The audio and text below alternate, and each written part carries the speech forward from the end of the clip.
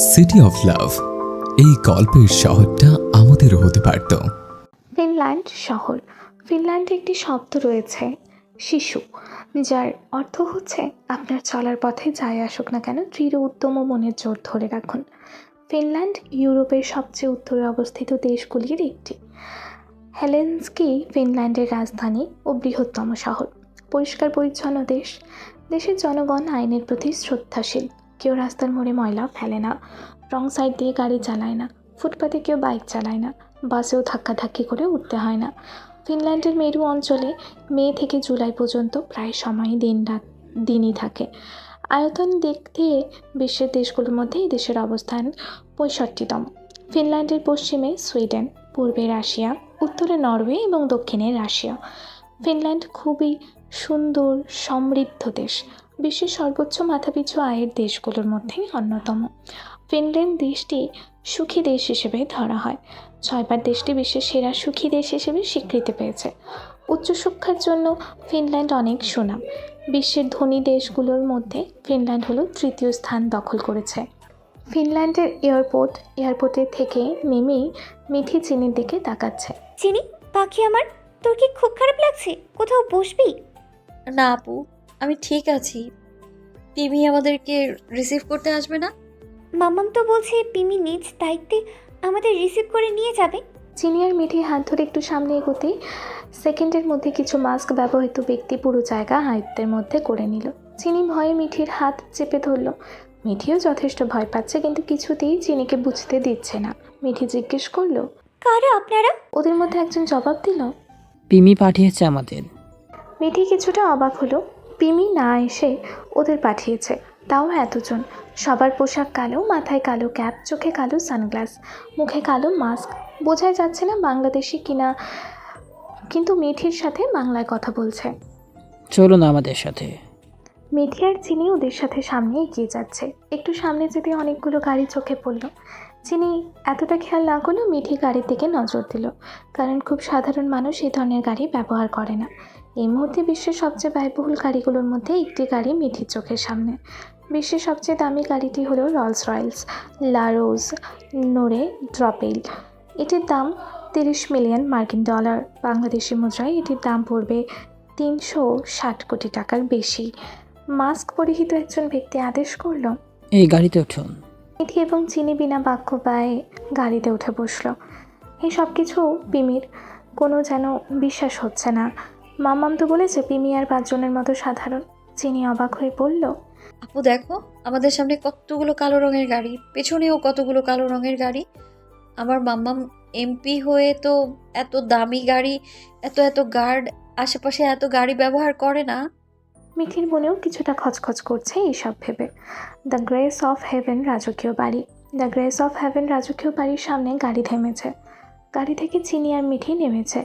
আশেপাশে তুষারপাত হওয়ায় সব কিছু ঢেকে আছে। কোথায় কি আছে বোঝাই যাচ্ছে না। মাস্ক পরিহিত ব্যক্তি বলল, সামনে লিফট আছে। এইটুকু বলেই চলে গেল। চিনি আর মিঠি সামনে এগিয়ে গিয়ে লিফটে উঠল। যে কেউ দেখলেই বুঝবে না এটা লিফট। কাঁচের মধ্যে অসম্ভব সুন্দর ডিজাইন।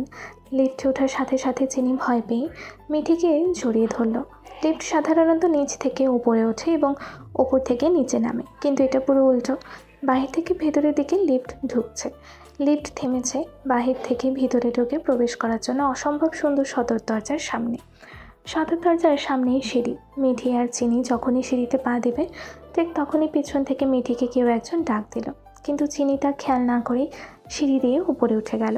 সিঁড়ি দিয়ে উপরে উঠে গিয়ে দেখলো চিনির দুপাশে 2টি সিঁড়ি, ডান পাশে একটা, বাম পাশে একটা।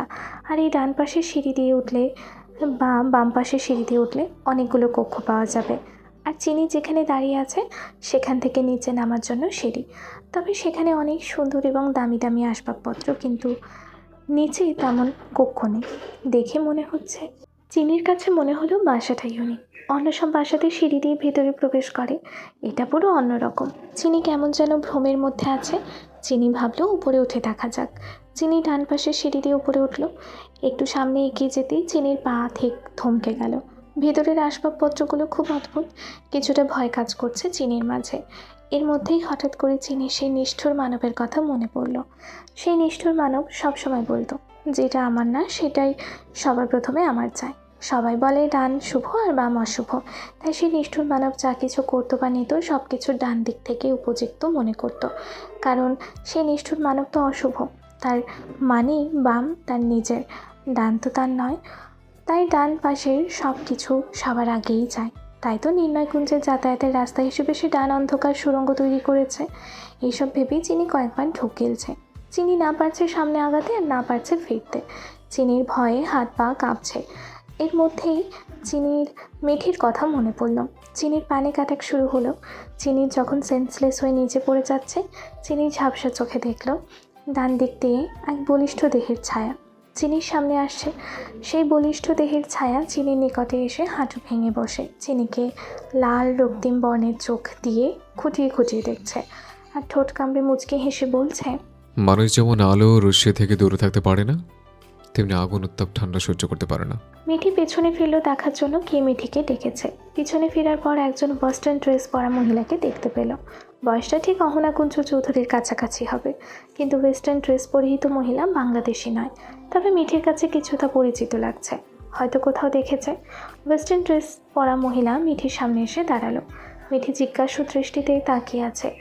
ওয়েস্টার্ন ড্রেস পরিহিত মহিলা হাসি দিয়ে বলল, মিঠি, আমায় চিনতে পারছো না? আমি তোমাদের পিমি। পিমির কথাটা মিঠি কর্ণপাত হতেই হাসি দিয়ে পিমিকে জড়িয়ে ধরে বলল, পিমি, আমি তো তোমায় চিনতেই পারিনি। তুমি তো আগের চেয়ে অনেক বেশি সুন্দর হয়ে গেছো। কেউ দেখে বলবেই না তুমি আমাদের পিমি হও।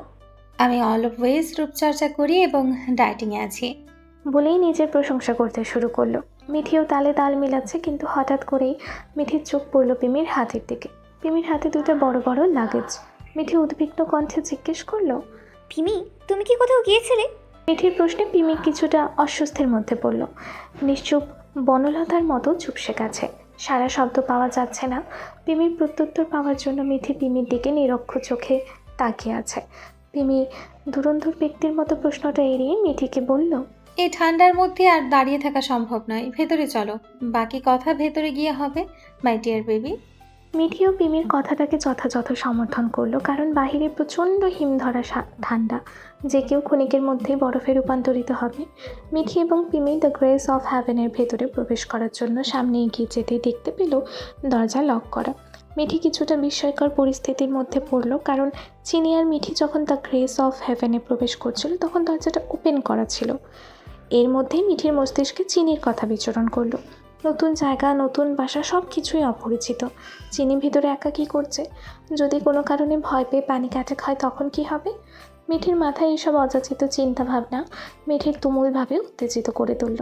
মিঠি কন্ট্রোললেসের মতো বারংবার দরজায় নক করা শুরু করলো। মিঠির এইরূপ উত্তেজিত হতে দেখে পিমিও কিছুটা ঘাবড়ে গেল। মিঠি বেবি, প্লিজ উত্তেজিত হও না। আমি দেখছি কি প্রবলেমের কারণে দরজা ভেতর থেকে লক করা। Just 5 minute baby. বাসার চাবি তো তোমার কাছে থাকার কথা, কারণ বাসাটা তো তোমার, তাই না পিমি? মিঠির কথা শুনে পিমি আবারও নিশ্চুপ হয়ে গেল। এবার যেন পিমির মুখশ্রীতে ভয় আশঙ্কা স্পষ্ট। পিমি মিঠির কাছ থেকে কিছুটা দূরে গিয়ে কাকে যেন কল করছে। হঠাৎ অপ্রত্যাশিতভাবে বাতাসের বেগেই কিছু কথা ভেসে এলো। What happen my Son? Open the door. ভেতরে হচ্ছেটা কি? আমার কিন্তু প্রচণ্ড ভয় করছে। ও রাগের মাথায় যা কিছু করে দিতে পারে। চিনি বেবি কিন্তু ভেতরে। বিপরীত পাশের ব্যক্তি কী বলল তা বোঝা সম্ভব হলো না, কিন্তু ফোন কাটার 5 মিনিট পর দরজা নিজেই ওপেন হলো। দরজা ওপেন হতে মিঠি হন্তদন্ত হয়ে ছুট লাগালো দ্য গ্রেস অফ হেভেনে। মিঠি সিঁড়ি দিয়ে উপরে ওঠার পর বাড়িটার মধ্যে নজর দিতেই কেমন যেন এক অদ্ভুত শিহরণ বয়ে গেল। মিঠি এত সব পাত্তা না দিয়ে চিনিকে খোঁজার জন্য ডান দিকে পা বাড়াতেই পেছন থেকে উদ্বিগ্ন কণ্ঠে পিমি বলল, ওদিকে চিনি নেই, বাম দিকের কক্ষে চিনি আছে। মিঠি পিমির মুখে এইরূপ অপ্রত্যাশিত কথা শুনে পিছনে ফিরে পিমির দিকে তাকালো। কি অদ্ভুত, পিমি বাহিরে থেকে কি করে জানলো চিনি কোথায় আছে? তবে মিঠি মস্তিষ্কের এত কিছু ভাবার জন্য সময় ব্যয় করলো না। তৎক্ষণাৎ পিমির দিকে নিশানা অনুযায়ী মিঠি বাম দিকের কক্ষে এগিয়ে গেল। মিঠিকে বেশি দূর খুঁজতে হয়নি, বাম দিকের প্রথম কক্ষে চিনিকে দেখতে পেল। চিনি বিছানায় ঘুমিয়ে আছে, শরীরে ব্ল্যাঙ্কেট মুড়ি দিয়ে, লাগেজগুলো এক সাইডে রাখা। চিনির কর্মকাণ্ডে মিঠি কিছুটা অবাক হলো। চিনি এসে ঘুমিয়ে পড়েছে, ব্যাপারটা যথেষ্ট প্রত্যাশিত। পিমিকে তো এখন অবধি জিজ্ঞেস করাই হয়নি। আমাদের জন্য কোন কক্ষটি বরাদ্দ করে রেখেছে। চিনির মধ্যে ছেলে মানুষই থাকলেও কখনো এতটা অসচেতন ছিল না। পর মুহূর্তে মিঠি ভাবলো হয়তো চিনি প্রচণ্ড ক্লান্ত হয়ে পড়েছে, তাই মনে হয় এত কিছু ভাবেনি, দ্রুত ঘুমিয়ে পড়েছে। চিনির ঘুম থেকে জাগ্রত হয়ে নিজেকে একটা রুমে আবিষ্কার করলো। রুমটা অনেক বড়, বিভিন্ন শোপিস দিয়ে রুমটা সাজানো এবং প্যানেল বিছানার সাথে বেডরুম ড্রেসের এবং নাইট স্ট্যান্ড। এই ছোট টেবিলগুলো সাধারণত বিছানায় উভয় পাশে স্থাপন করা হয়েছে এবং বিছানার পাশে ল্যাম্প, বই, অ্যালার্ম ঘড়ি এবং অন্যান্য প্রয়োজনীয় জিনিসপত্র রাখা। ড্রয়ার বা নাইট স্ট্যান্ডগুলি ব্যক্তিগত আইটেমগুলো রাখার জন্য অতিরিক্ত স্টোরেজ স্পেস দেয়।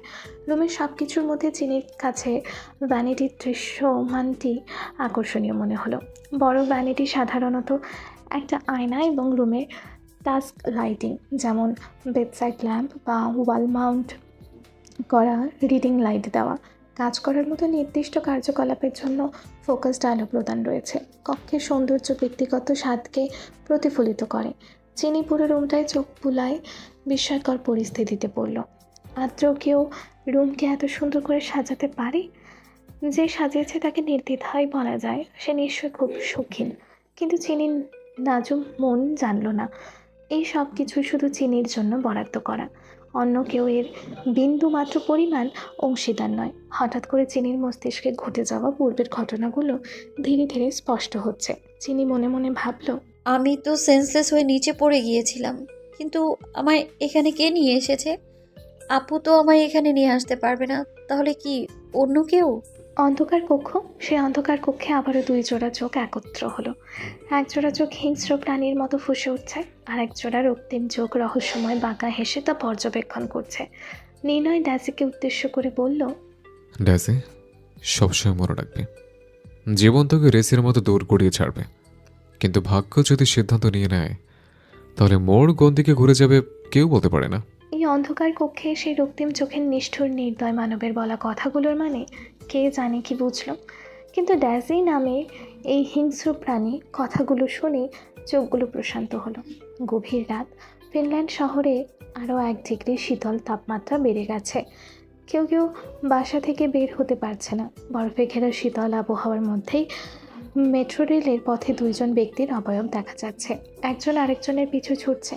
একজন মধ্যবয়স্ক ব্যক্তি নিজের যান হাতে নিয়ে পালাচ্ছে, কিন্তু যে পিছু নিচ্ছে সে থামবার পাত্র নয়। দেখেই বোঝা যাচ্ছে মস্তিষ্কে রাগের বহিঃপ্রকাশ ঘটলে মানুষ যেমন পাগলে রূপান্তর হয়, পিছনে ছুটে চলা ব্যক্তিটি ঠিক সেই রূপে রূপান্তর হয়েছে। হঠাৎ করে মধ্যবয়স্ক লোক থেমে গেছে। পিছনে সেই নিষ্ঠুর মানব আর সামনে সেই নিষ্ঠুর মানবের হিংস্র প্রাণী। বয়স্ক মানবের থেমে যাওয়া দেখে পিছনের মানব তাচ্ছিল্যময় ক্ষুদ্র হাসি খেলে গেল ঠোঁটের কোণে। অন্ধকার কক্ষে পিনপতন নীরবতা।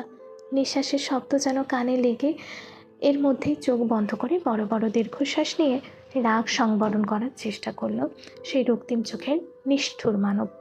অন্ধকার কক্ষে কারো রাশপাড়ি গম্ভীর কণ্ঠস্বর ঝংকার বেঁধে দেওয়ার এপাশ থেকে ওপাশ বয়ে গেল। তুই কি ভেবেছিস তুই আমার ভরসা এবং বিশ্বাস অর্জন করে ফেলেছিস? আমি যার উপর সবচেয়ে বেশি বিশ্বাস এবং ভরসা করি তার উপর সবার থেকে বেশি নজর রাখি। It is my style. কথাগুলোর কুটি হাসল। সেই রাশভারী কণ্ঠস্বর আর কারণ নয়, নির্ণয় সিনহাত চৌধুরী। শরীরে পরিহিত কালো পোশাক অভ্যন্তরে জেকে আছে। পরনে কালো জিন্স টি শার্ট, ওপরে ব্রেথ বল জিপারে কালো জ্যাকেট। হাতে ব্র্যান্ডেড ঘড়ি, গলায় ছোট ক্ষুদ্র আকারের ইউনিক লকেট। হাতের 5 আঙুলে ঘড়িতে ব্ল্যাক রঙের ট্যাটু। মুখে মাস্ক এবং ভাসা ভাসা চোখের মণিগুলো কালো কুচকুচে। চুলগুলো জেলে দিয়ে সেট করা। গায়ের রং ফর্সা হওয়ার হাতের নীল শিরাগুলো দৃশ্যমান। নির্ণয়ের কথাগুলো সমাপ্ত হতেই রিডিং লাইটের আলো গিয়ে মধ্যবয়স্ক লোকের মুখে হুমড়ি খেয়ে পড়ল, যার হাত পিছনে হ্যান্ডকাফের সাথে বাঁধা।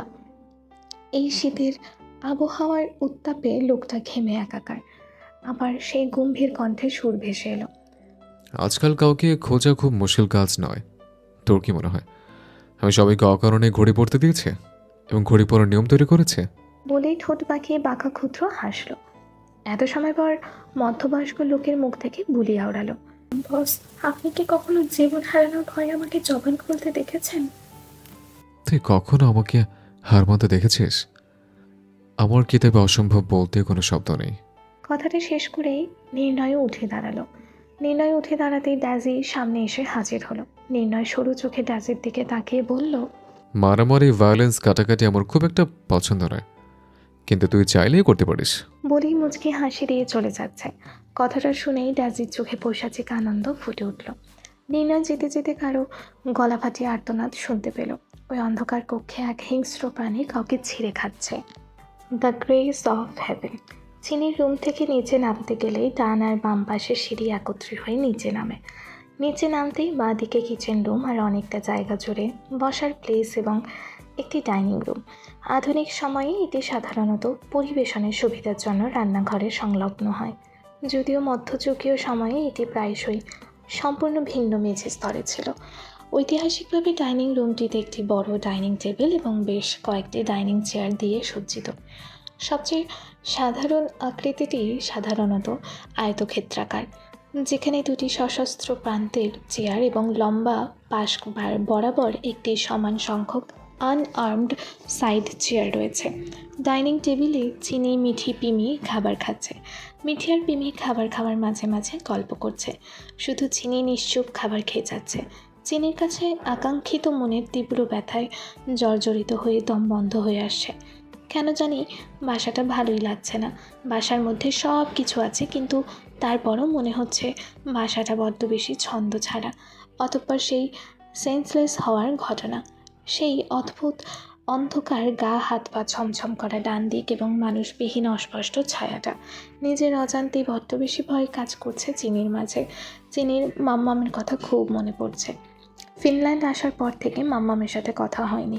চিনির অভিমানী মন বলল, এত সময়ের মধ্যে মাম্মা মতো একটিবার কল করলো না। চিনির মাম্মামের প্রতি কিছুটা অভিমান হলো। মনে হলো ফোনটাও নিয়ে আসা হলো না।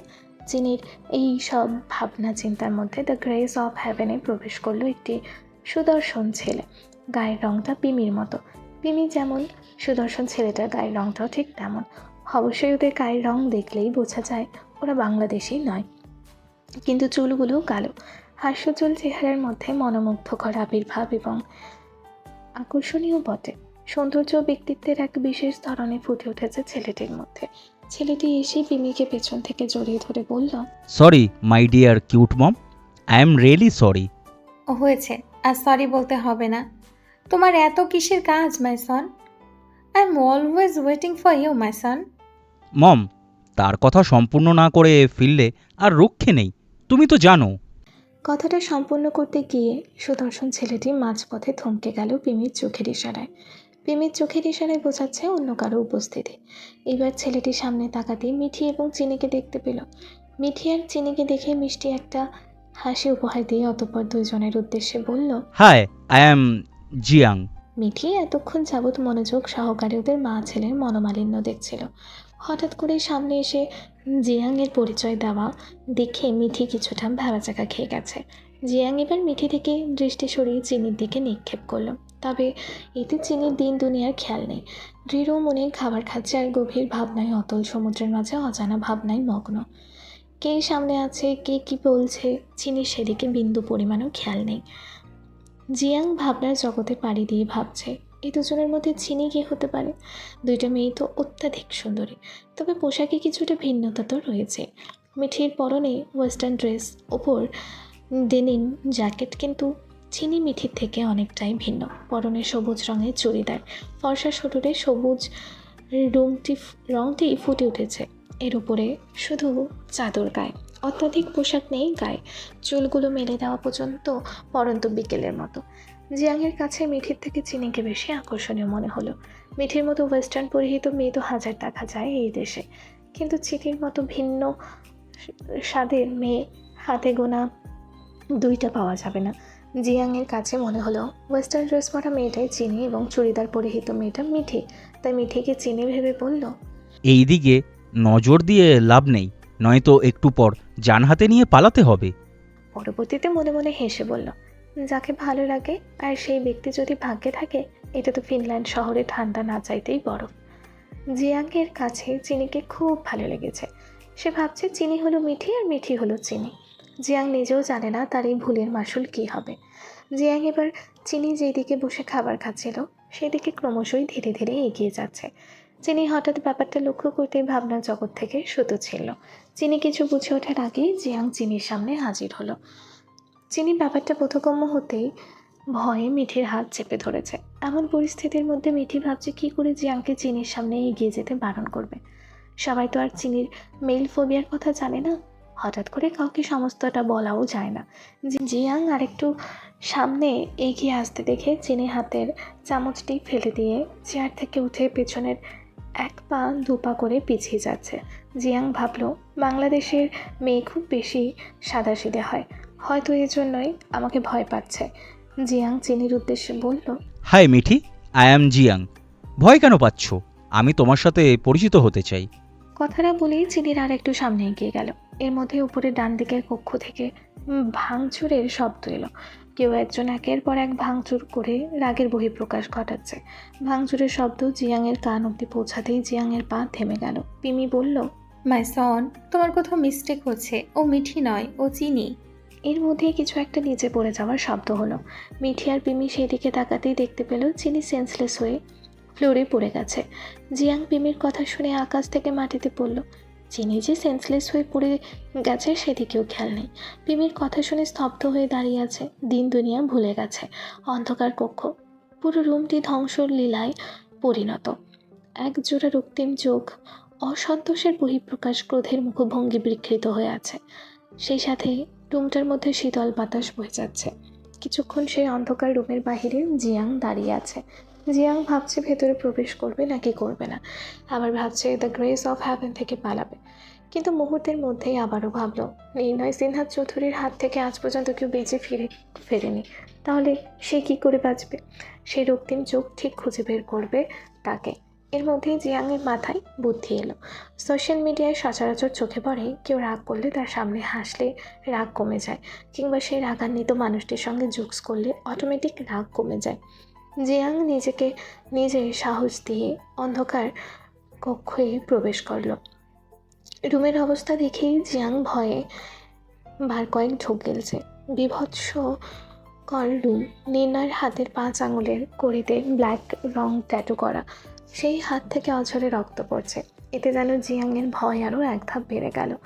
তারপর মনে অন্তহীন সাহস ঝুঁকিয়ে দাঁত কেলিয়ে হেসে নির্ণয়ের কাছে গেল।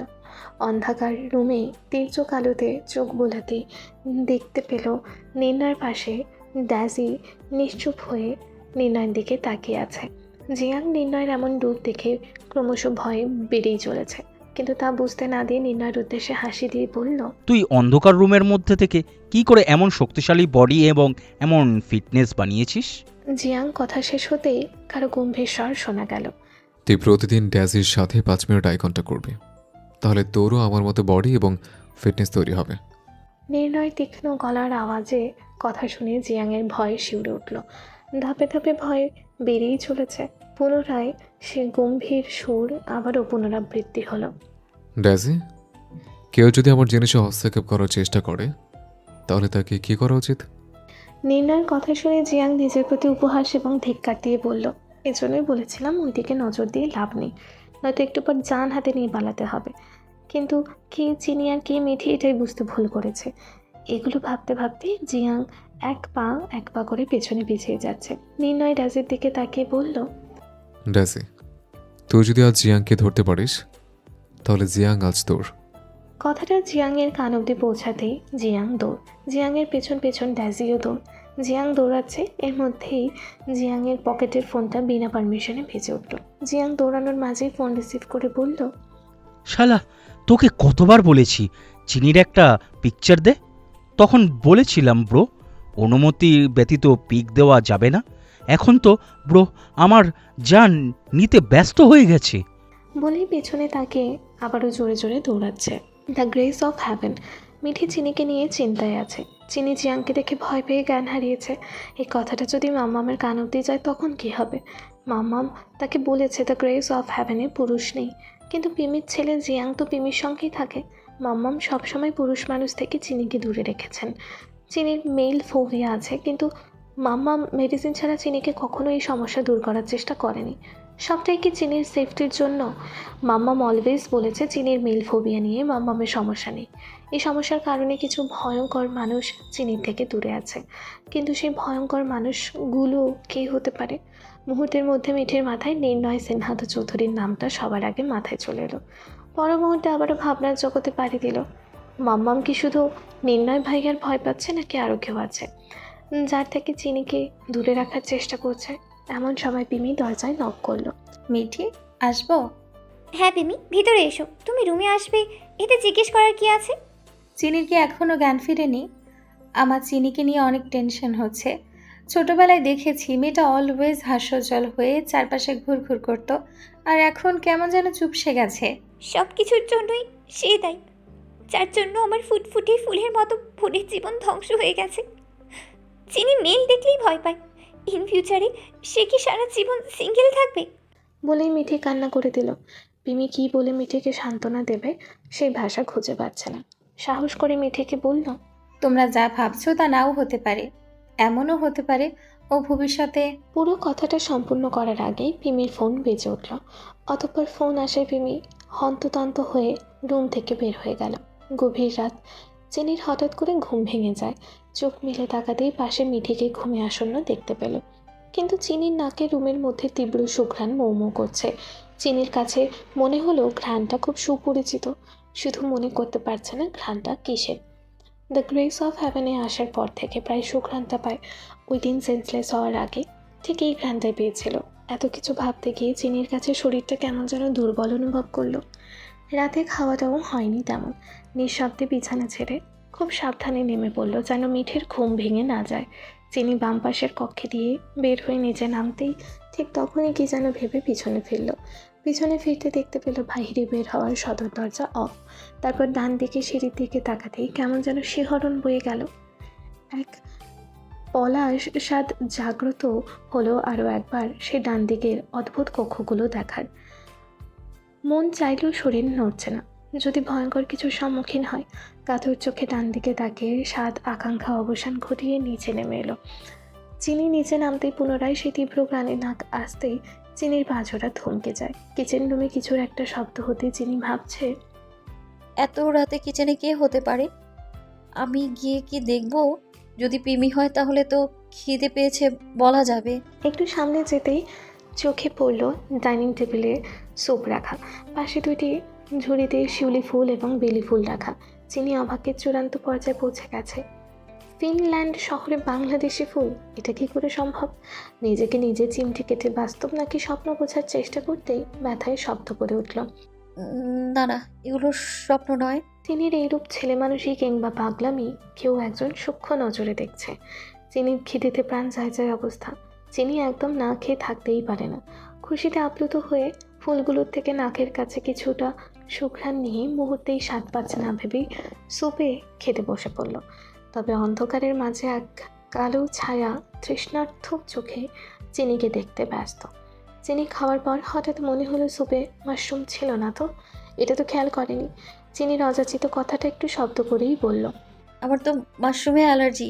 চিনির কথাটা শেষ হতে না হতেই কিচেন থেকে এক গম্ভীর কণ্ঠের পুরুষের কথা ভেসে এলো। এজন্যই বলে তো শরীর থেকে অহনা কুঞ্জে চৌধুরীর রক্তের ঘ্রাণ পাওয়া যায় না। কথাটা বলেই সে অবয়ব বাঁকা হাসলো। কথাটা চিনির কান পর্যন্ত কর্ণপাত হওয়া মাত্র চিনির দিন দুনিয়া যেন উল্টে গেছে। শীতের আবহাওয়ার মধ্যে চিনির নাক বিন্দু বিন্দু ঘাম ক্রমশ বৃদ্ধি পাচ্ছে। চিনি ভাবছে সে কি ঠিক শুনলো নাকি ভুল। তারপর সাহস নিয়ে জিজ্ঞেস করলো, কে ওখানে? কে কথা বলছেন? সামনে আসেন। চিনি ভয়ে তাড়াতাড়ি করে চেয়ার থেকে উঠে যেতে হাত লেগে ফুলের ঝুড়ি দুটি পড়ে গেল। সঙ্গে সঙ্গে ফুলগুলো নিচে গড়িয়ে পড়ল। এতে যেন চিনির ভয় আরও 2 ধাপ এগিয়ে গেল। এখন তো মুখ থেকে কথাও বের হচ্ছে না। হঠাৎ করেই চোখে পড়ল বলিষ্ঠ শরীরের হুডি পরিহিত এক ছায়া। তেজক আলোতে সেই বলিষ্ঠ দেহের হুডি পরিহিত ছায়ার হাত দৃশ্যমান হলো। হাতের 5 আঙুলের কড়িতে ব্ল্যাক রঙের ট্যাটু। সেই ছায়াটি একটু একটু করে চিনির সামনে এগিয়ে আসছে। এরূপ পরিস্থিতিতে চিনির নিজের কাছে নিজেকে বড্ড বেশি অসহায় লাগছে। কী করবে বুঝে উঠতে পারছে না। চিনির চিৎকার করবে সে সুযোগও নেই। গলায় তীব্র ব্যথা অনুভব করছে। কণ্ঠস্বর বের হচ্ছে না গলা দিয়ে। নিরুপায় হয়ে অবুঝের ন্যায় চিনি তাকিয়ে আছে। মুহূর্তেই করেই চিনির সামনে সব কিছু ঝাপসা দেখছে। ফিনল্যান্ড শহর রাত পেরিয়ে নতুন সকালের আগমন, কিন্তু কখন রাত আর কখন সকাল এটা বুঝতে কিছু সময় তো ব্যয় করতেই হয়, নয়তো কখন সকাল কখন রাত বাসায় থেকে বোঝা মুশকিল হয়ে দাঁড়ায়। বাসা থেকে বের হলেই হাজার বরফের ছড়াছড়ি, এসব সহজেই বোধগম্য। ফিনল্যান্ড এমন একটি দেশ যেখানে তাপমাত্রা নিয়মিতভাবে 20 ডিগ্রি সেন্টিগ্রেডের কাছাকাছি থাকে এবং বছরের বড় একটি অংশ জুড়ে দেশটির কিছু অংশে সূর্যের আলো কদাচিৎ দেখা যায়। সেই দেশটিতে স্থানীয়দের সুখী হওয়ার মতো এত কী আছে? চিনি ঘুমে আসন্ন এখনও বিছানায়। মিঠি এই নিয়ে 2বার চিনিকে ফ্রেশ হওয়ার জন্য বলে গেছে, তবু চিনি বেপাত্তা হয়ে ঘুমিয়ে আছে। মিঠি এখন কিছুটা বিরক্ত হয়ে রুমের জানালা খুলে দিয়েছে। জানালা ওপেন করা মাত্র বাহির থেকে শীতল আবহাওয়া রুমে প্রবেশ করলো। চিনি কিছুটা ঠান্ডা উষ্ণতা পেয়ে কেঁপে উঠল। পিটপিট করে চোখ মেলে মিঠিকে দেখতে পেল। চিনি ঘুম থেকে উঠেই মিঠিকে দেখার সঙ্গে সঙ্গে বিছানা থেকে দৌড়ে এসে মিঠিকে পেছন থেকে জড়িয়ে ধরল। মিঠি বলল, মহারানীর ঘুম ভালো হয়েছে বুঝি? আমি তো ভাবলাম ফিনল্যান্ড শহরে আমার শিউলি ফুলের আজ সকালে হবে না। মিঠির কথা শুনে চিনি আচমকা চোখ মেলল। শিউলি ফুল কথাটা তুলতেই রাতের সেই ভয়ঙ্কর দৃশ্যের কথা মাথায় হানা দিল। চিনি মনে মনে ভাবল, সে তো রাতে নিচে ছিল, কিন্তু এই রুমে আসলো কী করে? হুদি পরিহিত মানুষটাই বা কে ছিল? আর সেই কণ্ঠস্বর তার বড্ড বেশি পরিচিত, কিন্তু কে হতে পারে? চিনির ভাবনার মাঝেই মিঠি বলল, চিনি, তোর সাথে আমার কিছু কথা আছে। তুই তো জানিস আমার ফ্রেন্ড মনিয়া ফিনল্যান্ডের মডেলিং করে। ও আমাদের ইনভাইট করেছে ওদের বাসায় যাওয়ার জন্য। তাই ভাবছি আমি তোকে নিয়ে মনিয়ার কাছেই যাব। আপু, তুমি কি ফিনল্যান্ড শহরে মডেলিং নিয়ে কাজ করতে চাও? চিনির কথা শুনে মিঠি হাসল। মিঠি বলল, এই না হলে আমার শিউলি ফুল, ঠিক বোনের মন পড়ে ফেলেছিস। কিন্তু মাম্মামকে এইসব ব্যাপার এখনো জানায়নি। মাম্মাম শুনলে যদি রাগ করে। মিঠির কথা শুনে এবার চিনিও খানিকটা হাসলো। চিনি বলল, তার মানে তুমি মুনিয়াপুর কাছে গিয়ে কাজে ব্যস্ত হয়ে পড়বে? আমি তো এখনো এই বাসা থেকে বের হয়ে ফিনল্যান্ড শহর ঘুরেই দেখলাম না। চিনি কথাগুলো কিছুটা মন খারাপ করে বলল। চিনি আর মিঠির কথার মাঝে পিমির আগমন হলো। পিমি বলল, my dear two baby doll, কি নিয়ে গল্প হচ্ছে আমার 2 বেবির মাঝে? পিমি, আমার ফ্রেন্ড মুনিয়া হেলসিঙ্কি শহরে থাকে। সে মডেলিং নিয়ে কাজ করে। আমারও ইচ্ছে ওর সাথে এই মডেলিং নিয়ে কাজ করার। আমি ভাবছি সেই শহরে যাব, তবে চিনিকে একা কি করে রেখে যাই? ওর অবস্থা তো জানো। কিন্তু চিনি মন খারাপ করছে, এখনও ফিনল্যান্ড শহর ঘুরে দেখিনি। মিঠির কথা শুনে পিমি কিছুটা অবাক হলো।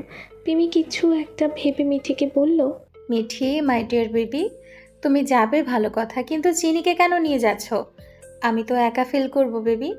মিঠি বেবি, তুমি গিয়ে ঘুরে আসো, চিনি আমার সাথেই থাকবে। মিঠি ডিরেক্ট বলল, না, চিনিকে আমি কারোর কাছে রেখে যাব না। ওর মেল ফোবিয়া আছে। মাম্মাম মনে হয় জানতো না তোমার ছেলে জিয়াং এই বাসায় থাকে কিংবা আসে। তাহলে কখনোই মাম্মাম আমাদের এই বাসায় পাঠানোর কথা স্বপ্নেও ভাবতো না। তাছাড়া মাম্মামের সাথেও তেমন যোগাযোগ করতে পারছে না। মিঠি ইনিয়ে বিনিয়ে কথা খুব কম বলে। অহনাকুঞ্জ চৌধুরীর মতো যা বলবে ডিরেক্ট বলে দেবে। এতে কে কী ভাবলো এসব নিয়ে মিঠির মাথা ব্যথা নেই। পিমি মিঠির কথা শুনে কিছুটা স্তব্ধ হয়ে গেল। পিমি মনে মনে ভাবছে, যেমন মা তেমনি মেয়ে, কথা শুনলেই বোঝা যায় অহনাকুঞ্জের মেয়ে। পিমির ভাবনার জগৎ থেকে বের হয়ে শুধু ছেড়ে মিঠির প্রশ্ন শুনে, পিমি, তুমি আর জিয়াং ফরেনার হয়ে এত ভালো বাংলা বলো কী করে? তোমাদের বাংলার মধ্যেই একটুও ভুল নেই। মিঠি এবং চিনির চোখ এখন পিমির ওপর। পিমিও কিছুটা বিস্ময়কর পরিস্থিতিতে পড়ে গিয়েছে। কী বলবে বুঝে উঠতে পারছে না, নাকি পুরনো অতীত চিনি এবং মিঠির থেকে আড়াল করেছে। দ্বিতীয়বার বিস্ময়কর পরিস্থিতিতে পড়েছে চিনির প্রশ্ন শুনে। পিমি, সত্যি করে বলো তো, এ বাসাটা কার? এ বাসায় আমি, তুমি, আপু ব্যতীত অন্য কেউ আছে? মিঠির প্রশ্ন এড়িয়ে গেলেও চিনির প্রশ্নের রিপ্লাই দেওয়ার চেষ্টা করলো। পিমি জোরপূর্বক ঠোঁটে হাসি টেনে বলল, হ্যাঁ মাই ডিয়ার বেবি, আমি, তুমি, মিঠি ছাড়াও চতুর্থ ব্যক্তি আছে। চিনি এবং মিঠির চোখ চাওয়াচাওয়ি করলো পিমির কথা শুনে। চিনি ভয়ে ভয়ে জিজ্ঞেস করলো, কে সে?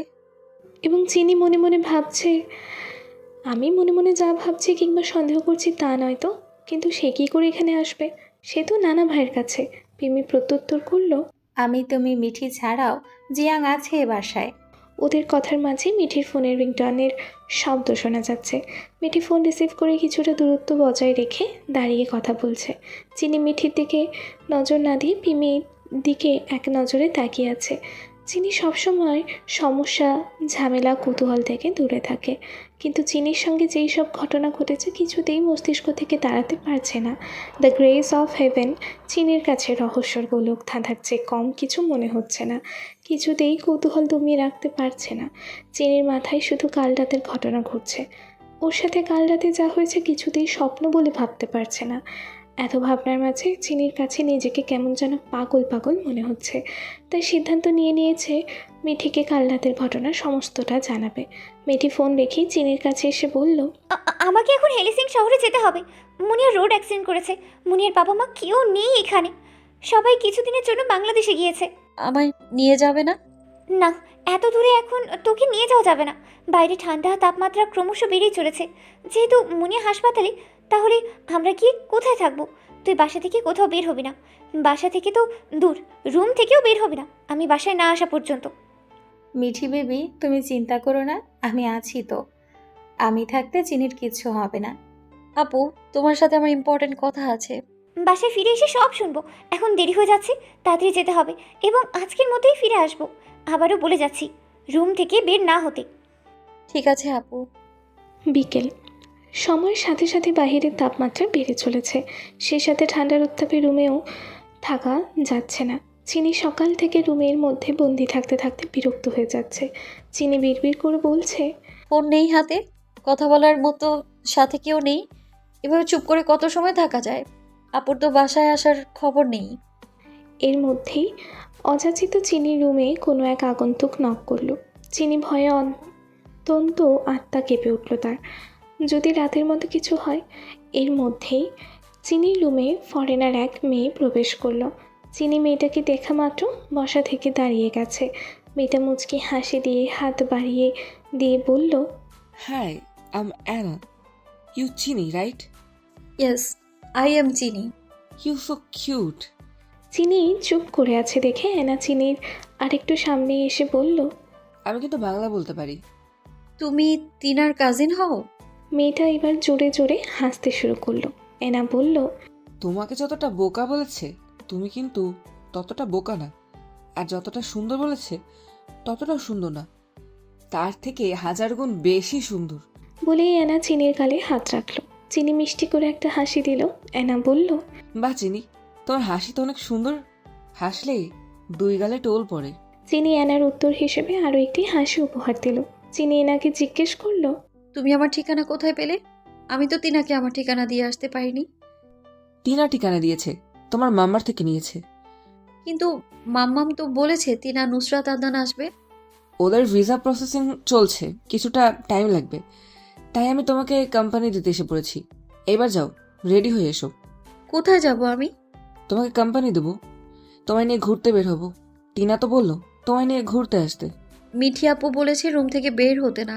পিছন থেকে পিমি বলল, মিঠিকে নিয়ে টেনশন করো না, ডোন্ট প্যানিক বেবি, তুমি এনার সাথে ঘুরে এসো। বিকেল। চিনি এনাকে জিজ্ঞেস করলো, আমরা কোথায় যাচ্ছি অ্যানি? গেলেই দেখতে পাবে চিনি। অ্যানি, আমার মেল ফোবিয়া আছে। গন্তব্যে পৌঁছাতেই চারপাশ থেকে হইচই শব্দ শুনতে পাওয়া যাচ্ছে। এত শব্দের মাঝে চিনির বলা কথাটি এনার কান অবধি পৌঁছালো না। এনে চিনির হাত ধরে সামনের দিকে ধীরে ধীরে এগিয়ে যাচ্ছে। চিনি জিজ্ঞেস করলো, কোথায় নিয়ে আসলে অ্যানি? এখানে এত ভিড় কেন? ও কামন চিনি, তুমি জানো ফিনল্যান্ড শহরে বাইক রেসিং কতটা ফেমাস? আর সবচেয়ে মজার বিষয়, মেয়েরাও রেসিংয়ে অংশগ্রহণ করে, তবে আজ মেল রেসিং চলছে। বাইক রেসিং, তাও ফিনল্যান্ড শহরে? হ্যাঁ, ফিনল্যান্ড শহরে বাইক রেসিং। চিনি চলো আমরা সামনে যাই। রেসের আসল মজা নিতে চাইলে তোমাকে রাস্তার পাশে গিয়ে দেখতে হবে, আর ওই দ্রুতগতির রেসকে খুব কাছ থেকে উপভোগ করার জন্য বেশ কিছুটা সাহস থাকাও জরুরি। না, ছেলেদের ওইদিকে যাব না। তাহলে ফিমেল সাইডে দাঁড়াই। চিনি এনার সাথে সহমত প্রকাশ করলো। চিনিরও কিছুটা কৌতূহল জাগ্রত হলো। চিনি কখনো স্বচক্ষে বাইক রেসিং দেখেনি, অতঃপর এইরকম বরফের শহরে বাইক রেসিং কতটা ডেঞ্জারাস ভাবা যায়। এইসব ভেবে বাইক রেসিং দেখার আগ্রহ চিনির বেড়ে যাচ্ছে। কিন্তু এর মাঝে চিনি অনেকবার শুনেছে ফিনল্যান্ড শত শত নিউজ আছে শুধুমাত্র ডেঞ্জারাস বাইক রেসিং নিয়ে। বাইক রেসিং মাঝে প্রতিনিয়ত অ্যাক্সিডেন্ট, কেউ কেউ মারা যাচ্ছে। একটু সামনে এগিয়ে যেতেই সবার মুখে একই সাথে দুটো ধ্বনি শোনা যাচ্ছে। প্রথমে ব্যাপারটা চিনি খেয়াল না করলেও এখন বুঝতে পারছে সবাই দুটি নাম উচ্চারণ করছে। চিনির পাশ থেকে অ্যানি চিৎকার দিয়ে বলল, অ্যানসি অ্যান্ড ডেঞ্জল। সবাই একসাথে বলছে, অ্যানসি the top biker, Denzel of the কেনার। চিনি কপাল কুঁচকে জিজ্ঞেস করলো, এনসি আর ডেঞ্জালকে? ফিনল্যান্ড শহরে এনসির এবং ডেঞ্জালের বাইক রেসিং সম্পর্কে সবার ধারণা আছে। বাইক রেসিং এর top of the one NC, এরপর ডেঞ্জাল। ফিনল্যান্ড শহরের ক্রাশ হলো এনসি, আর ফিনল্যান্ডের ক্লাবের ওনার হলো ডেঞ্জাল। এই দুজনের জন্য মেয়েরা মরতে মরতে বাঁচে। শুধু বাইক নয়, কার রেসিংয়েও এনসির টপ বয়, অ্যান্ড ডেঞ্জাল বাইক রেসিংয়ের মধ্যে ক্লাবের কে নেয়। ফিনল্যান্ডের অভিজাত পরিবারের সন্তানরা রাত্রিবেলায় গাড়ি প্রতিযোগিতায়ও লিপ্ত হয়, আর সেখানে সবার প্রথমে এনসি থাকে, মাই হট বয়। ডেঞ্জাল শুধু বাইক রেসিংয়ে অংশগ্রহণ করে। চিনি খেয়াল করলো ওখানকার মানুষেরা ব্যাপারটি খুব উপভোগ করছে। সবাই মুখে অ্যানসির আর ডেঞ্জালের গুণগান, কিন্তু চিনির এইসব শুনে মাথা ঘুরছে। ফিনল্যান্ড শহরে রোড রেসিং হলো পাকা রাস্তার উপরিভাগে অনুষ্ঠিত হয়। বাইক রেসিং একটি রূপ। রেস হয় একটি উদ্দেশ্য নির্মিত ক্লোজ সার্কিটে বা সাময়িকভাবে বন্ধ পাবলিক রাস্তা ব্যবহার করে একটি রাস্তার সার্কিটে অনুষ্ঠিত হয়। এটি একসময় সাধারণ ছিল, কিন্তু বর্তমানে এই ধরনের রেসিং বিপজ্জনক হয়। বিপজ্জনক ও ঝুঁকিপূর্ণ হলে দিন দিন এটাই এক শ্রেণীর তরুণদের কাছে তুমুল জনপ্রিয় হয়ে উঠেছে ফিনল্যান্ড শহরে। বাইক রেস হলো মোটরসাইকেলের এমন প্রতিযোগিতা যেখানে গতি থাকে 80 হইতে 100 কিলোমিটার।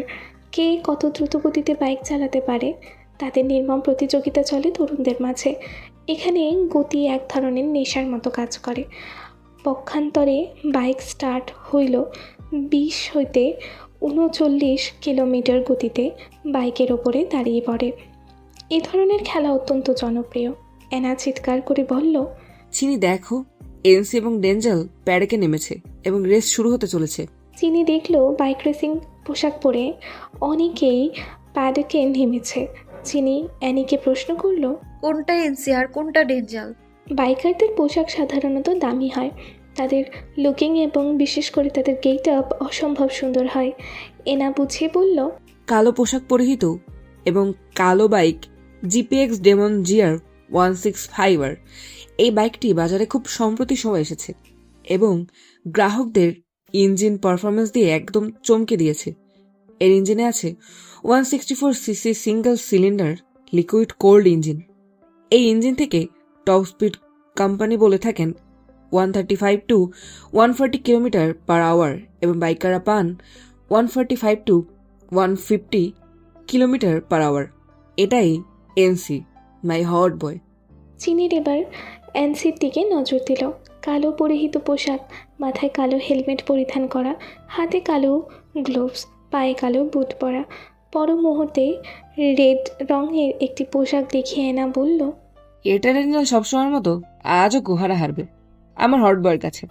তারপরও কেন যে বারংবার রেসিং করতে আসে কে জানে, তবে রেসিং এ দ্বিতীয় হয়। হারার পর কেন আসে রেসিং করতে? মনে হয় তারা বেস্ট ফ্রেন্ড। মোটেও না। এনসি আর ডেঞ্জাল কেউ কারোর সাথে কথা বলে না।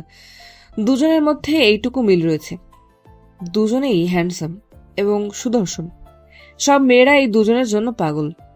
এছাড়া একজন আরেকজনের বিপক্ষ দল। এর মধ্যেই রেসিং শুরু হয়ে গেল।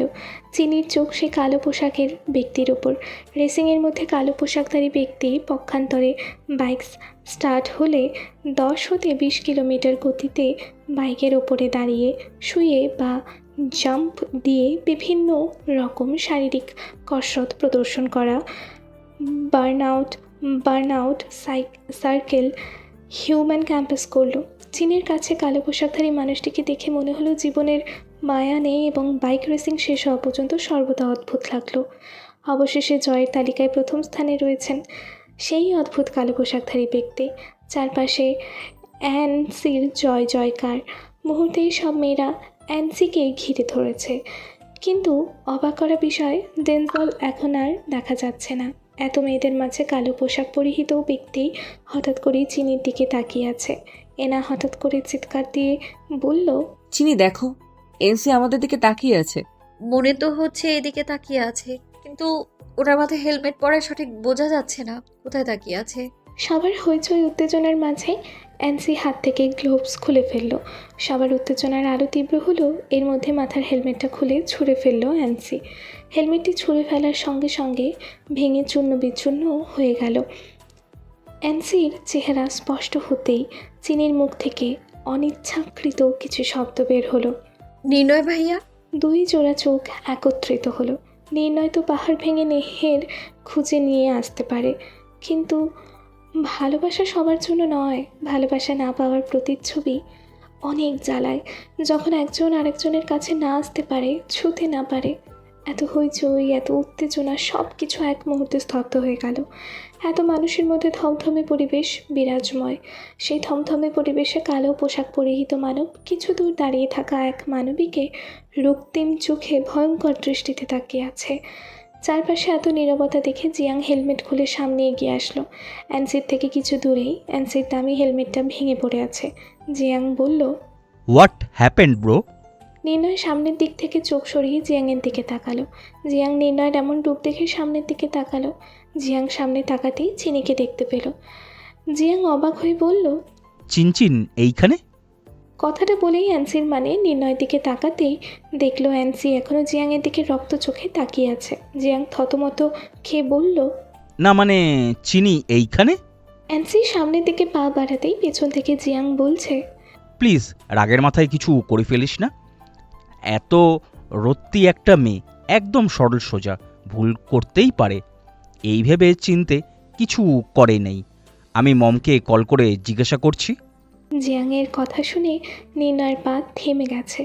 পেছনে ফিরে জিয়াংয়ের কলার চেপে ধরে হিসিয়ে বলল, ওর পরিবার এবং যে ওকে জন্ম দিয়েছে তার আগে আমি ওকে স্পর্শ করেছি।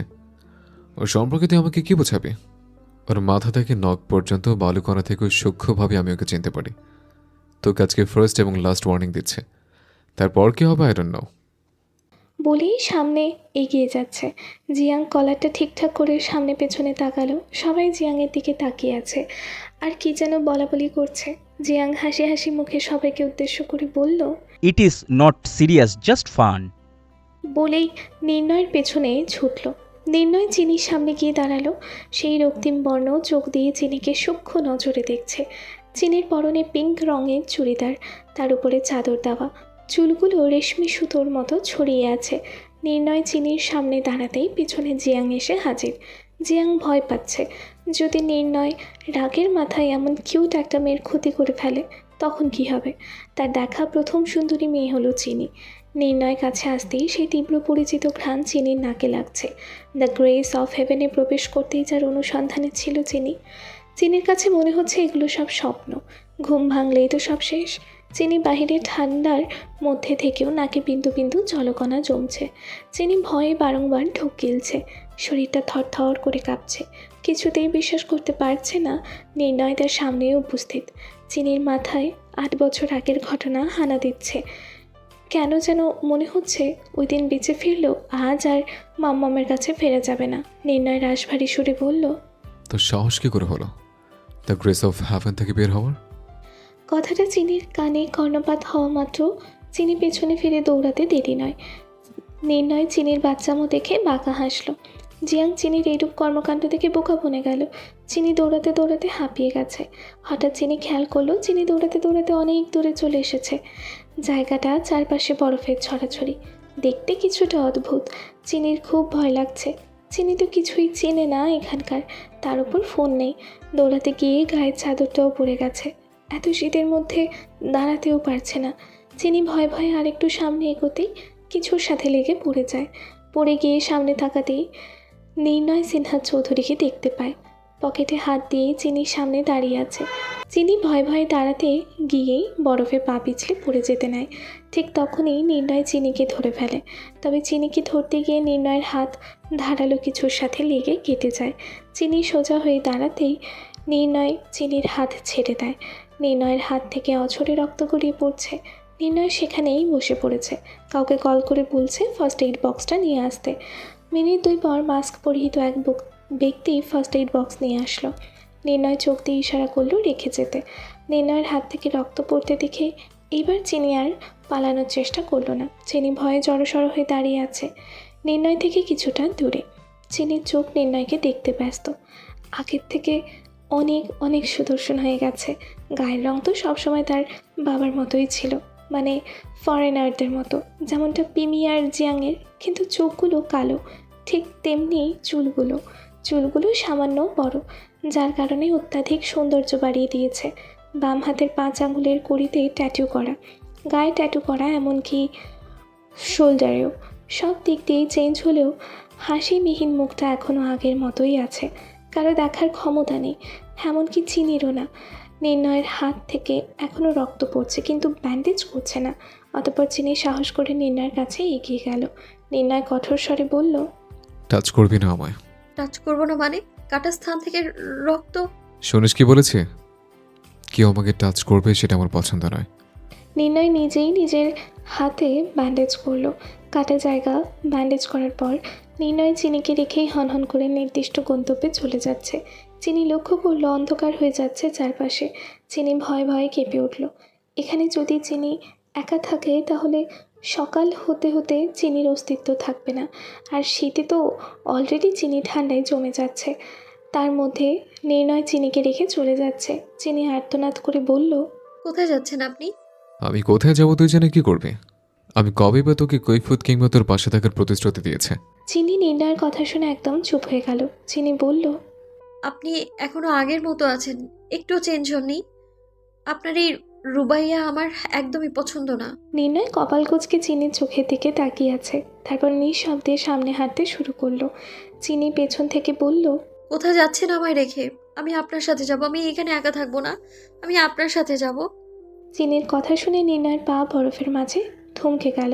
তারপর পেছনে ফিরে ভ্রুকুটি কিঞ্চিত পরিমাণ উঁচিয়ে চিনিকে পা থেকে মাথা পর্যন্ত পর্যবেক্ষণ করে বলল, আমার সাথে থাকতে চাস? আমাকে সামলাতে পারবি তো? বলেই চিনির দিকে কিছুক্ষণ তাকিয়েছিল। তারপর সামনের দিকে ফিরে হাঁটতে শুরু করলো। চিনি নির্বোধের মতো দাঁড়িয়ে আছে। ভয়ে শরীরের ভেতরে শিহরণ বয়ে যাচ্ছে। তীব্র ঠান্ডায় শরীর কাঁপছে, শ্বাস নিতে কষ্ট হচ্ছে। এভাবেই কিছু সময় অতিবাহিত হলো। চিনি কিছুতেই দাঁড়িয়ে থাকতে পারছে না। চিনির অস্তিত্ব ধীরে ধীরে বিলীন হয়ে যাচ্ছে। চোখে ঝাপসা দেখছে, সব কিছু অন্ধকার লাগছে চারপাশে। হঠাৎ করেই চিনি নিচে পড়ে গেল।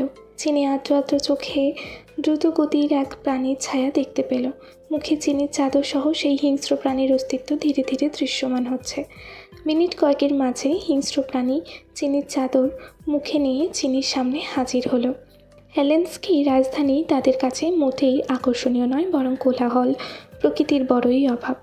ইউরোপের অন্যতম সবুজ ও আরামদায়ক রাজধানী হওয়া সত্ত্বেও তাদের সেটা মনে হয়।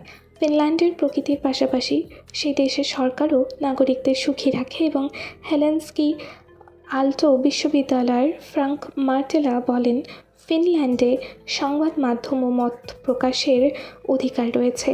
অবাধ নির্বাচন হয়, দুর্নীতির মাত্রা অত্যন্ত কম, সেই সঙ্গে রাষ্ট্রের পক্ষ থেকে সামাজিক সহায়তার নানা ব্যবস্থা রয়েছে, যেমন শিশু, বেকার ও অবসরপ্রাপ্তদের জন্য ভাতা। এই সবের ফলে মানুষের মনে একটা অনুভূতি আসে যে রাষ্ট্র তাদের দেখাশোনা করছে। হেলেন্সকি হলো ফিনল্যান্ডের রাজধানী এবং সবচেয়ে জনবহুল শহর। এটি ফিনল্যান্ড উপসাগরের তীরে অবস্থিত এবং দক্ষিণ ফিনল্যান্ডের উশিমা অঞ্চলের আসন। এখন শহরটি একটি বিশ্বব্যাপী নকশার রাজধানী এবং এর প্রাকৃতিক সৌন্দর্যের জন্য বিশ্বব্যাপী পরিচিত। হেলেন্সকি ফিনল্যান্ডের দক্ষিণ তীরে বাল্টিক সাগর অবস্থিত। ফিনিশ উপকূলের চারপাশে 300টি দ্বীপ রয়েছে। প্রকৃতিতে সহজ প্রবেশাধিকার হেলেন্সকিকে ইউরোপীয় ইউনিয়নের অন্যতম সুন্দর শহর করে তোলে। মেট্রোর মধ্যে মিঠি বসে আছে ঘন্টার পর ঘন্টা, এখনও হেলেন্সকি শহরে পৌঁছাতে পারেনি। হেলেন্সকি অঞ্চলের পাতালে রেলপথ, আন্ডারগ্রাউন্ড সিস্টেম, একটি খুব দ্রুত এবং সহজ পাবলিক ট্রান্সপোর্ট। এটির 2টি পূর্ব পশ্চিম লাইন রয়েছে যা 30টি স্টেশন পরিবেশন করে। হেলেন্সকির পূর্ব অংশের জেলাগুলিকে শহরের পশ্চিমে গন্তব্যগুলির সাথে সংযুক্ত করে। মেট্রো কিছু দূর এগিয়ে যাওয়ার পর স্থগিত ঘোষণা করা হয়েছে। মিঠির মস্তিষ্কে নানান ধরনের চিন্তা চেতনা বিচরণ করছে। মিঠি কিছুতেই বুঝতে পারছে না এখন মিঠির কী করা উচিত। ফিনল্যান্ডের কিছুই চেনে না, তারপর এখনও হেলেন্সকি শহরে পৌঁছাতে পারে নাই। মনিয়া কী অবস্থায় আছে তাও জানে না। মিঠির সবচেয়ে বড় দুশ্চিন্তা কিংবা টেনশন চিনিকে নিয়ে। এখনও হেলেন্সকি শহরে পৌঁছাতে পারেনি, বেলা ফোরাবার সময় হয়ে আসছে। সেখানে মিঠি রাতের আগে কী করে চিনির কাছে ফিরে আসবে? মুনিয়ার কাছে রাতের মধ্যে পৌঁছাতে পারবে কিনা এটাও ভাবনার বিষয়। নির্জন মেট্রো রেল রাস্তার দিকে কিছু সময় পর পর প্রাইভেট কার চোখে পড়ছে, ম্যাকডোনাল্ডস ক্যাফেটেরিয়া দেখা যাচ্ছে, তবু সেগুলো জনমানব শূন্য বলেই ধরা যায়। এছাড়া মেট্রো রেলের দুপাশে বরফে ঢাকা স্থান, তেমনি চারপাশের পরিবেশ প্রাণ জড়িয়ে দেওয়ার মতো সৌন্দর্য বলা যায়। তবে রাস্তাঘাটে ময়লা আবর্জনা পাওয়া বড্ড কষ্টকর। মিঠির এইসব ভাবনার মাঝে হঠাৎ দেখতে পেল মিঠির দিকে একজন মিস্টেরিয়াস ব্যক্তি তাকিয়ে আছে। একে তো অচেনা কান্ট্রি, তার উপর এইরকম অদ্ভুত মানুষ। মিঠি দ্বিতীয়বার মিস্টেরিয়াস ব্যক্তির দিকে কৌতূহলবশত চোখ যেতেই দেখতে পেল এখনও মিস্টেরিয়াস ব্যক্তি মিঠির দিকে তাকিয়ে আছে। মিঠির কাছে ব্যাপারটা ভাবনার বিষয়। মিস্টেরিয়াস ব্যক্তিটি বাংলাদেশি নাকি ফরেনার, কোনটা হতে পারে? এত সব ভেবেই মিঠির অস্থিরতা বেড়ে চলেছে এবং ক্রমশ ভয়ও বাড়ছে। এর মধ্যেই মেট্রো চলতে শুরু করেছে। হেলেন্সকি মেট্রোতে অলওয়েজ ভিড় থাকে। এক এক করে প্যাসেঞ্জার, মেট্রো রেল স্টেশন যাত্রী নেমে যাচ্ছে। কেউ বা নতুন গন্তব্যের উদ্দেশ্যে মেট্রোতে ভিড় করছে। মিঠি খেয়াল করলো মিস্টেরিয়াস ব্যক্তি ধীরে ধীরে মিঠির সামনে আসছে। মিঠি ভয়ে দিশেহারা হয়ে পড়েছে। Excuse me. মিঠি অন্যদিকে তাকিয়ে আছে। মিস্টেরিয়াস ব্যক্তির কথা শুনেও যেন শুনছে না। মিঠির অত্যাধিক ভয় নিজেকে নিজেই সান্ত্বনা দিচ্ছে। Can I sit down?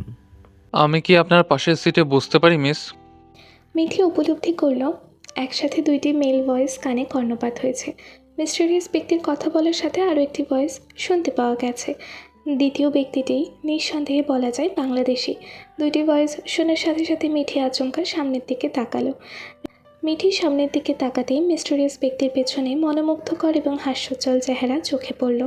ফিনল্যান্ডে প্রথমবার স্নিগ্ধ ও হাসিরেখা বিশিষ্ট ব্যক্তিটি মিঠির নজর কেড়েছে। মিঠির কাছে মনে হলো সুস্মিত আকর্ষণীয় ব্যক্তিটি যে কেউ নজর কেড়ে নিতে বাধ্য। মিঠি নিঃসংকোচে দ্বিতীয় ব্যক্তিটির চোখের দিকে তাকিয়ে তার উদ্দেশ্যে বলল, অবভিয়াসলি আপনি এখানে বসতে পারেন। দ্বিতীয় ব্যক্তির সিটে বসতেই মিস্টেরিয়াস ব্যক্তিটি উধাও হয়ে গেল। মিঠি আশেপাশে তাকিয়ে সে মিস্টেরিয়াস ব্যক্তিকে খুঁজতে ব্যস্ত। এর মধ্যেই সুস্মিত কণ্ঠস্বর ভেসে এলো। Hi, I am Tiham. বলেই মিঠির দিকে তাকিয়ে সৌজন্যমূলক হাসি দিল। মিঠি মুচকি হাসি দিয়ে বলল, আই এম মিরন্তা তাইপ। মিঠির কাছে মনে হলো ছেলেটা দেখতে স্নিগ্ধ, খানিকটা নম্র ভদ্র প্রকৃতির। মুখে অমায়িক হাসি বিদ্যমান, চোখে সাদা চশমা, পরনে হোয়াইট শার্ট, কালো জিন্স, হাতে ঘড়ি। মিঠির যেন চোখই সরছে না তিহামের থেকে।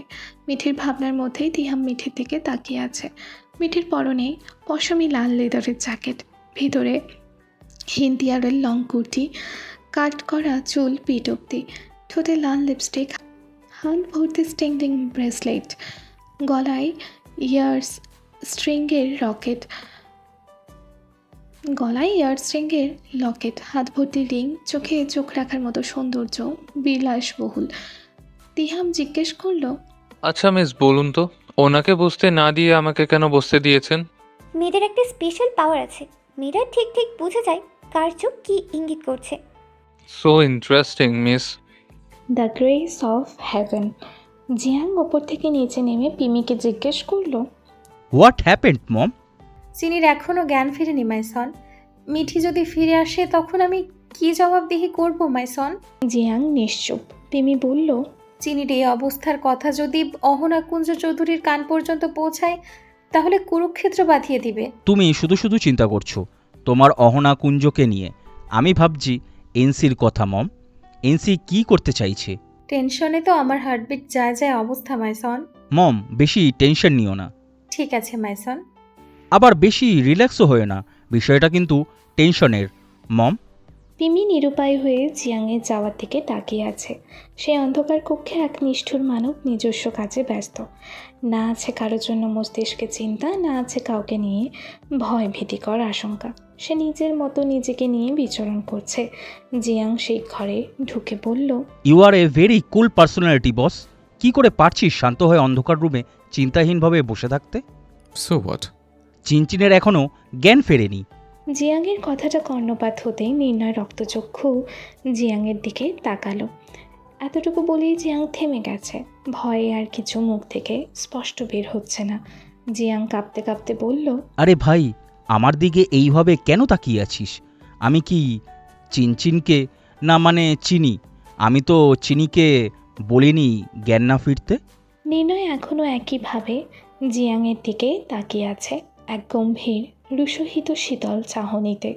জিয়াং বার কয়েক ঢোক গিলে চুলে হাত বোলাচ্ছে, শরীরের শর্ট ঝাড়ছে, কিন্তু নির্ণয়ের রক্তচক্ষু এখনও জিয়াংয়ের ওপর সীমাবদ্ধ। তখনই জিয়াং দিক নির্দেশনা না পেয়ে ছুটে পালিয়েছে। গভীর রাত, চিনির শরীরটা বড্ড বেশি ভারী লাগছে, চোখ মেলতেই পারছে না। চিনির সামনের দিকে নজর দিতেই বলিষ্ঠ দেহের অবয়ব বিশিষ্ট কিছু একটা সামনে এগিয়ে আসছে দেখতে পেল। হাফ স্লিভ, ব্ল্যাক হুডি আর হোয়াইট ট্রাউজার। সেই পরিচিত সুঘ্রাণ তীব্র অন্ধকারে হতেই চিনি এক পলকেই বুঝে ফেলল মানুষটি কে হতে পারে। সেই অবয়বের মুখটা ধীরে ধীরে স্পষ্ট হতেই চিনির ধারণা সঠিক বলেই প্রমাণ হলো। চিনি যা ভেবেছে তাই সঠিক। এটা অন্য কেউ নয়, নির্ণয় সিনহাত চৌধুরী। চিনির রুমে স্বয়ং উপস্থিত। চিনির ব্যাপারটা বোধগম্য হওয়ার সঙ্গে সঙ্গে ধরফড়িয়ে উঠে বসেই ওড়না খুঁজতে লাগলো বিছানায়। বিছানার পাশেই ওড়না এবং চাদর দেখতে পেয়ে দ্রুত গতিতে ওড়নাটা গায়ে জড়িয়ে নিল। শুষ্ক ঢোক গিলেই ভয়ে ভয়ে আর চোখে নির্ণয়ের দিকে তাকালো। নির্ণয় ভ্রুকুচকে আকাশসম অনুভূতিহীন দৃষ্টিতে তাকিয়ে আছে, কিন্তু উষ্ণ শীতল চাউনি বরফ ধ্বংস করার মতো ধারালো এবং বৃহত্তম অস্ত্রের মতো তীক্ষ্ণ চোখ দুটি। এই ভয়ঙ্কর চোখে কে আছে চিনি জানে না। চিনিকে ধ্বংস করে দেওয়ার মতো উত্তাপ, নাকি চিনিকে বাঁচাতে না দেওয়ার অগ্রিম সতর্কতা, কিছুই বুঝতে পারছে না। চিনি এই নিষ্ঠুর মানবের ভয়ে শুধু আস্তে করে বার কয়েক ঢোক গিলছে। চিনি কী করবে ভেবে ওঠার আগেই আবারও হুট করে চোখাচোখি হলো ওই রহস্যে ঘেরা চোখ দুটোর সাথে। সঙ্গে সঙ্গে হৃদয়ের নিছক অন্তরাত্মা কেঁপে উঠল, কিন্তু নির্ণয় একইভাবে পকেটে হাত গুজে তাকিয়ে আছে চিনির দিকে। চিনি আর তাকানোর সাহস পেল না, ভয়ে বিছানার চাদরকে খামচে ধরে আছে। নির্ণয় চিনির ভাবভঙ্গিমা ইগনোর করে সামনের দিকে এগিয়ে গেল। চিনি নির্ণয়কে তখন দেখেই ওড়না নিয়ে গলায় পেঁচিয়েছে, সেটা ভেবেই নির্ণয় চিনির সামনে দাঁড়িয়ে ভ্রুকুচকে চিনির গলার ওড়নার দিকে তাকিয়ে মৃদু সুরে বলল, মেলে আচরণে কি বোঝাতে চাচ্ছিস? তোকে স্পর্শ করার আগে তোর থেকে পারমিশন নিতে হবে?